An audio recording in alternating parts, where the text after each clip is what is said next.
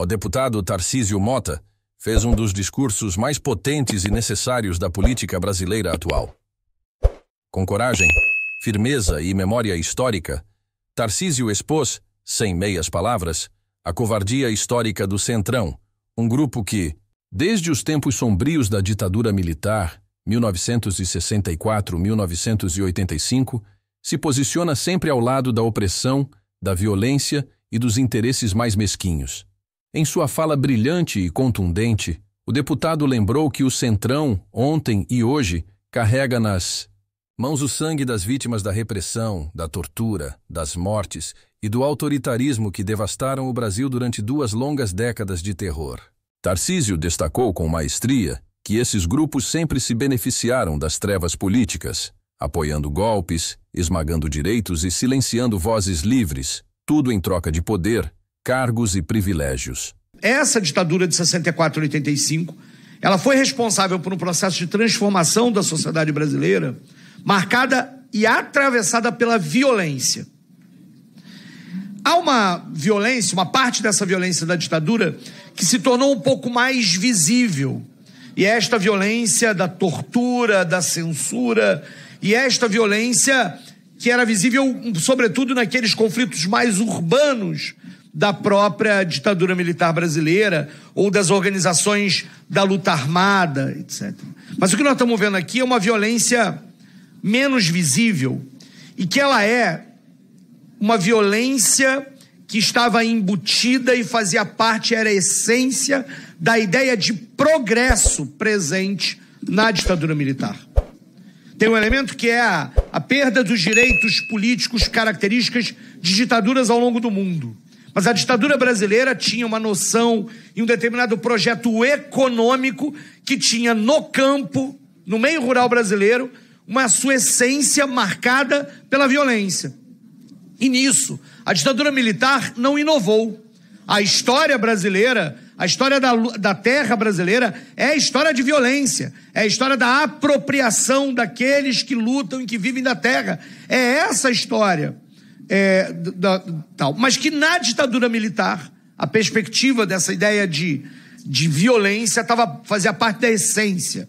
A concentração de renda e a concentração de terras tem como seu contraponto a exclusão, a opressão, a morte. E isso significa, o deputado Tadeu lembrou isso aqui pra gente, que parte deste poder que hoje nós chamamos do Centrão, o poder político do latifúndio, ele está marcado com sangue de ribeirinhos, de quilombolas, de indígenas, de camponeses, de lideranças sindicais. Ele está marcado com sangue do Virgílio, do José Canuto, do João Canuto, do Quintino e de tantos outros. Num momento em que muitos tentam apagar ou reescrever a história, o discurso de Tarcísio Mota foi um verdadeiro grito de resistência e de memória. Ele não apenas denunciou a covardia daqueles que se omitem ou se aliam à barbárie, mas também deixou claro que há quem continue lutando por um Brasil democrático, justo e sem medo da verdade. Tarcísio Mota fala por todos nós que não aceitamos esquecer, perdoar ou repetir o passado de horror que o Centrão ajudou a construir. É este poder político. E por que eles não querem que a memória, Gilney, dessas lutas seja uma memória reconhecida e que haja reparação? Porque esta memória levaria necessariamente ao reconhecimento de que, assim como a memória da luta daqueles que sofreram as violências da luta armada, que lutaram pelas liberdades políticas, tinha que ter como consequência a democracia institucionalizada, a luta do campo teria que ter a reforma agrária como resposta. Teria que ter a reforma agrária como resposta. Esta memória precisa ser apagada porque é preciso esconder que há uma dívida do Brasil com o seu povo, que é a reforma agrária. É uma dívida desde a Lei de Terras de 1850. Não é uma dívida de agora, mas é uma dívida de um processo. E isso significa, porque a reforma agrária tem todos os seus elementos econômicos, mas a reforma agrária é tirar poder daqueles poderosos de sempre, daqueles que sempre tiraram do latifúndio o seu poder. E aí, portanto, nossa comissão que aqui está, precisa estar ao lado de vocês no reconhecimento de que a luta por memória, reparação, verdade e justiça por tantos esses, é a luta de fato, pela democracia brasileira. E é de fato pela justiça num sentido amplo. Reconhecimento, reparação, justiça. Como é o caso da Volkswagen, que nós acompanhamos naquele momento que lá estava. Como é o caso da Volkswagen com uma fazenda com trabalho escravo, neste Brasil que nunca foi dois Brasis, que sempre teve misturado e junto, que o moderno servia do atraso para poder se tornar e parecer moderno. Uma modernização com sangue, com violência.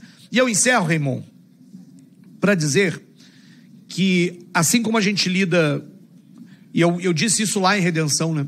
Que me espantava estar naquele momento ouvindo o relato dos filhos de pessoas assassinadas, enquanto lá no Rio de Janeiro, nesse processo em que a gente acompanha das vítimas de violência do Estado nas favelas cariocas, nós ouvimos as mães que perdem seus jovens para a violência do Estado presente nas favelas. Aqui nós ouvimos a violência dos filhos que perderam seus pais na violência de Estado nessa história. Embora seja uma questão geracional que torna diferentes essas questões, elas se juntam porque são violência do Estado. Mas elas revelam também de que a vida segue pulsante nas periferias e espaços das lutas das classes trabalhadoras brasileiras. Porque a luta de Quintino, de João Canuto, Zé Canuto e de Virgílio é a luta dos quilombolas, é a luta dos indígenas, é a luta de Canudos, é a luta de Contestado, é a luta de Porecatu, das ligas camponesas, de Trombas e Formoso, das comunidades acompanhadas pela CPT, do MST, de todo o sindicalismo rural. E eu passaria o dia listando aqui as diversas formas da luta e das resistências dos trabalhadores, porque a história precisa ser contada também a partir daqueles que lutaram, a partir dos de baixo. É assim que eu pensei e que me tornei historiador na vida, inclusive discutindo a questão agrária. Portanto, obrigado, Raymond, por ter convocado essa audiência. Eu mais uma vez agradeço a cada um e cada uma que me recebeu lá em Redenção por esse espaço, por esse processo de sofrimento, mas que eu vou levar para o resto da minha vida, de me formar neste processo. E saibam que o compromisso do nosso mandato é um compromisso da luta junto com vocês por memória, reconhecimento, verdade, justiça e reparação. E ao mesmo tempo é uma luta pela reforma agrária. É uma luta por aquilo que dá base nas nossas vidas e que deu base às vidas desses heróis brasileiros que vocês aqui hoje representam. Só a luta muda a vida. Vamos junto. Se você acredita em um Brasil com verdade, justiça e respeito à democracia, inscreva-se agora, ative o sininho e fortaleça essa trincheira de resistência contra o extremismo, o negacionismo e o atraso.